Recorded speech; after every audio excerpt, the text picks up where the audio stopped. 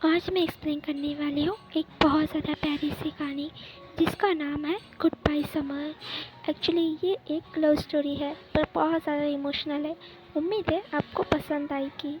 असल में मैं ये वीडियो 14 फेब को ही डालने वाली थी जिस दिन वैलेंटाइंस डे था, पर 14 फेब हर किसी के लिए तो वैलेंटाइंस डे नहीं होता है ना। तो जो अपना वीडियो शूट करवा रही होती है जिस पे उसका दोस्त यूंजे बोलता है, पर तुम्हें ये इंग्लिश में क्यों बोलना है, वीडियो अब्रॉड थोड़ी नहीं जाने वाला है। पर सुमिन कहती है उन्होंने मुझसे ऐसे ही करने को कहा है, मुझे ऐसे ही सबमिट करना पड़ेगा। फिर हमें रात का वक्त दिखाया जाता है जहाँ पे बच्चों की एक्स्ट्रा क्लास चल रही होती है, जहाँ उसी बंदे का मतलब यूंजुन का क्लासमेट जीयुन उसका बेस्ट फ्रेंड होता है। वो उसे बहुत ज़्यादा परेशान कर रहा होता है। फिर वो दोनों पास के स्टोर में जाते हैं। फिर उसका क्लासमेट जीयुन उससे पूछता है तुम इतनी पढ़ाई क्यों करते हो, जिस पे यूनजिन बोलता है अच्छे मार्क्स के लिए। जिस पे उसका क्लासमेट जीयुन उस पर बहुत ज़्यादा नाराज़ हो जाता है क्योंकि उसने उससे एक बात छुपाई थी कि वो जल्दी ही मरने वाला है और उसे एक बहुत बड़ी बीमारी है। जिस पे यूनजे उससे माफ़ी मांगता है और बोलता है मैंने ये इसलिए छुपाए ताकि तुम फिर परेशान होते मेरे लिए। जिस पे उसका क्लासमेट जीयुन उससे दोस्ती तोड़ देता है ये कहकर कि मैंने तुम्हें बाकी बच्चों से अलग समझा था, पर तुम भी वैसे ही निकले, तुमने इतनी इम्पोर्टेंट बात मुझसे कैसे छुपाई। ये सब कह के वो वहाँ से चला जाता है। जीयुन ने यूनजे से ऐसे वक्त में दोस्ती तोड़ दी थी जिस वक्त उसकी बहुत ज़्यादा ज़रूरत थी। फिर उसके बाद यूनजू को एक होमलेस बंदा दिखता है। होमलेस का मतलब होता है जिसके पास रहने के लिए घर नहीं होता। फिर उसके बाद हम यूनजू को हॉस्पिटल में देखते हैं। फिर यूनजुन को अपने ही एज का एक लड़का मिलता है जहाँ वो दोनों बातें करते हैं। दोनों ही बहुत उदास होते हैं क्योंकि दोनों को ये पता था कि वो लोग मरने वाले हैं। फिर वो बंदा यूनजुन से पूछता है तुम अभी बाहर से आए हो ना, बाहर तुम्हें कैसा लगा। जिस पे यूनजू बोलता है बहुत अच्छा लगा मुझे, क्या कभी तुम बाहर नहीं गए। जिस पे वो बंदा बोलता है नहीं, क्योंकि मुझे कैंसर है इसलिए कभी बाहर जाने ही नहीं दिया मुझे। फिर यूनजून बताता है मुझे सुमिन नाम की लड़की बहुत ज़्यादा पसंद है, पर जब मैंने उससे प्रपोज़ किया था तब उसने मुझे मना कर दिया था। मैंने हर बार उसे ये देखने बाहर जाता हूँ और मेरा एक बेस्ट फ्रेंड भी है जिसने मुझे अभी अभी छोड़ दिया है मेरी बीमारी वाली बात सुन के। फिर उसके बाद उसका दोस्त बोलता है तुम्हें सुमिन को अपनी बीमारी वाली बात बता देनी चाहिए, फिर शायद वो मान जाए तुम्हारी गर्लफ्रेंड बन जाए। पर यूंजन कहता है मैं ऐसा नहीं कर सकता, बीमारी का यूज़ करके जिया बनाना गलत है। अगर उसे सच में मुझसे प्यार है तो वो हार कर देती। फिर यूंजन पूछता है अगर मैंने उसे बीमारी के बारे में बता दिया तो वो मुझे रिजेक्ट नहीं करती ना। जिस पे उसका दोस्त बोलता है तुम उससे पसंद ही नहीं होगे, कर भी देती रिजेक्ट, छोड़ो ना ये सब बातें। हम क्लासरूम में सुमिन और जियुन को देखते हैं। जियुन और कोइने युनजुन का बेस्ट फ्रेंड ही है, जहाँ दोनों की बातचीत से हमें पता चलता है सुमिन ने इसलिए युनजुन को रिजेक्ट किया क्योंकि वो मरने वाला था। मतलब उसे ये बात पहले से पता थी, उसे ये बात जियुन ने ही बताई थी। सच में दोनों के दोनों कितने मतलबी है ना। फिर सुमिन सोच रही होती है ये जो वो कर रही है वो गलत है क्या, और वो दोनों ये भी सोच रहे होते हैं कि अगर वो मरने ही वाला है तो इतनी मेहनत क्यों कर रहा है पढ़ाई में। फिर वो दोनों बर्गर खाने के लिए मैकडोनल्ड्स चले जाते हैं। फिर हमें यूनजून को दिखाया जाता है जो बुक्स लौटाने के लिए आया होता है। फिर जब वो जा रहा होता है उसकी मुलाकात उसके स्कूल फ्रेंड से होती है। वो लड़की यूनजून से पूछती है तुम बताओ कैसे चल रहा है सुमिन के साथ रिलेशनशिप। फिर यूनजुन बोलता है ऐसा कुछ नहीं है। फिर वो लड़की जियुन का नंबर मांगने लगती है क्योंकि वो लड़की जियुन से बहुत ज़्यादा प्यार करती है। जिस पर यूनजुन बोलता है मैं तुम्हें बाद में भेज दूँगा नंबर। फिर हमें रात का सीन दिखाया जाता है जहाँ यूनजुन काँप रहा होता है, जिस पे उसका हॉस्पिटल वाला दोस्त बोलता है मैं डॉक्टर को बुलाता हूँ। जिस पे यूनजुन मना कर देता है। फिर हम स्कूल में नए बंदे को देखते हैं जो एडमिशन लेने आया होता है। सुमिन बाहर ही बैठी होती है, वो कुकीज़ खा रही होती है मज़े से, जिसपे वो न्यू बंदा उसे ही घूरे जा रहा था, जिसपे वो उसे थोड़ा सा दे देती है। फिर सुमिन उसे ऑफिस में लेके आती है और बोलती है तुम्हें ये टेस्ट देना पड़ेगा जहाँ पे एडमिशन के लिए। इस स्कूल में रूल्स थोड़े अलग ही थे। जो जो यहाँ पे आता है उसको क्लास डिसाइड करने के लिए, मतलब क्लास ए में सिर्फ इंटेलिजेंट बच्चे पढ़ेंगे और क्लास बी में उससे कम इंटेलिजेंट वाले। यही क्लास डिसाइड करने के लिए ये टेस्ट रखा जाता है बच्चों के लिए, जहाँ वो टेस्ट देने के बाद वही होमलेस बंदा दिखाई देता है जो स्टार्टिंग में यूनजुन को दिखाई दे रहा था, जहाँ रास्ते पर वो सुमी का दिमाग खा रहा होता है बातें कर कर के। जहाँ वो दोनों होटल आते हैं खाना खाने के लिए, वहाँ पे पहले जीयून वेट कर रहा होता है उन दोनों का। फिर वो नया बंदा एक बहुत सी अजीब सी सवाल उन दोनों से पूछता है, जहाँ वो कहता है मरने के बाद इंसान स्वर्ग या नरक में जाता है। नरक का मतलब होता है हेल और स्वर्ग का मतलब होता है हेवन। हेल में डेविल्स होते हैं पनिश करने के लिए।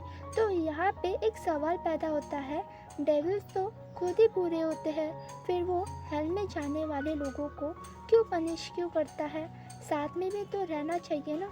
जिस पे जीयून बोलता है क्या पहले तुम जहाँ पे जाते थे क्या वहाँ पे कोई तुम्हारा दोस्त भी था? ऐसे अजीब बातें कोई नहीं करता है कभी भी।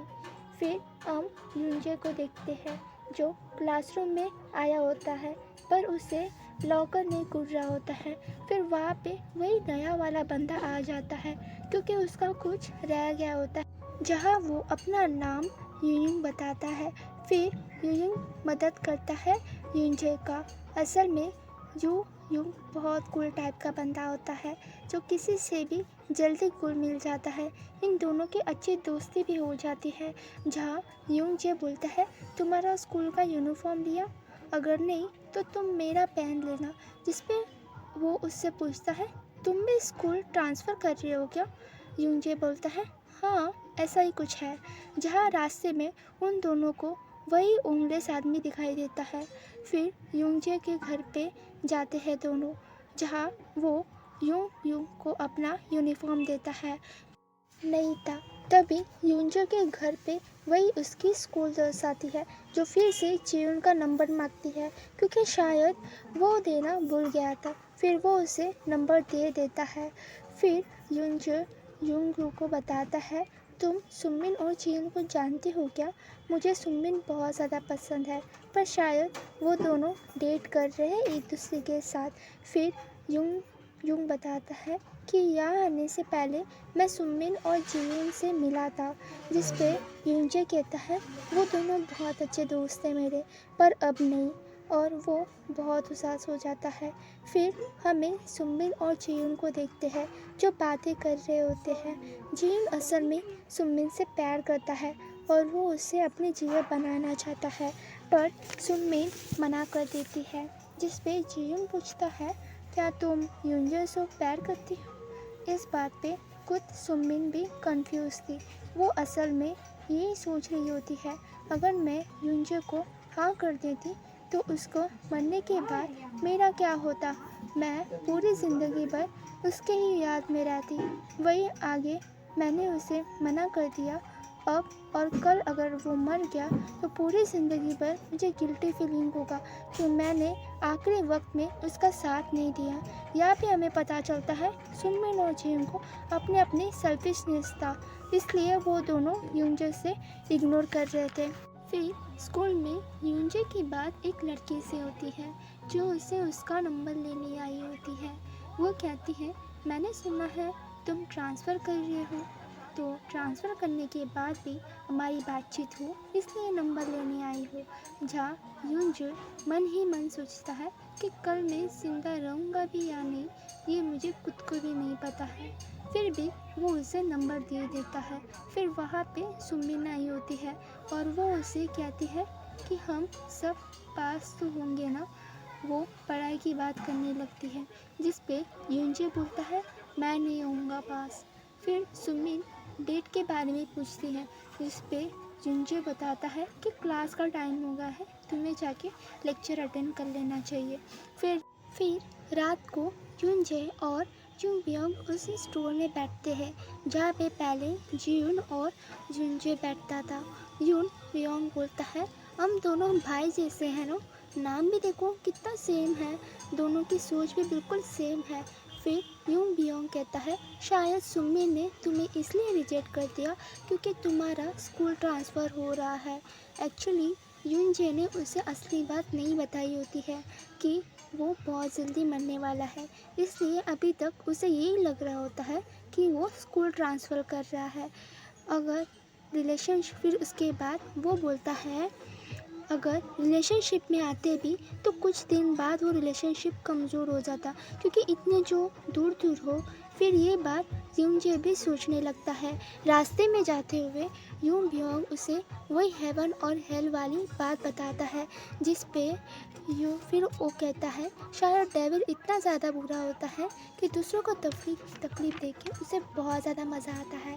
फिर अचानक से यूनजे वहाँ पे गिर जाता है। अगले दिन स्कूल में ये बात सबको पता चल जाती है कि यूनजे को बीमारी है और वो बहुत जल्दी मरने वाला है। फिर सुमिन उसके पास आती है और पूछती है, तुम्हें ये बात मुझे क्यों नहीं बताई? जिस पे यूनजे बोलता है, जब हम बीमार होते हैं तब हमारा मन नहीं करता कि किसी को इस बारे में पता चले। और वो पूछती है, अब तुम ठीक तो हो ना? जिस पे वो कहता है, हाँ मैं ठीक हूँ, मैंने दवाई ले ली है। जिस पे वो फिर कहती है, जब भी तुम्हें दर्द होता है तब तुम सिर्फ पेन किलर्स लेते हो क्या? जिस पे यूनजे कहता है, हाँ ज़्यादा दर्द हुआ तो फिर से ले लूँगा।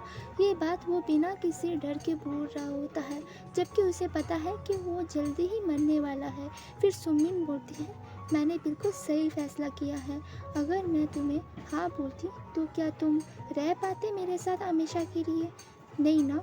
और जब तुम रिलेशनशिप पे आने के बाद मर जाते तो ज़िंदगी भर मुझे गिल्टी फीलिंग होता।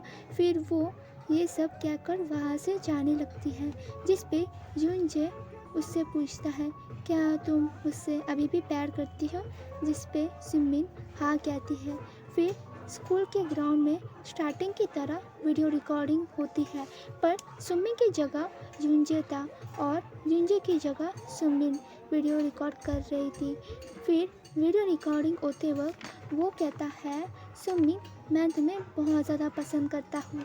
ये कहकर वो प्यार भरी से स्माइल देता है। यहाँ पे हमारी प्यारी सी लव स्टोरी ख़त्म हो जाती है।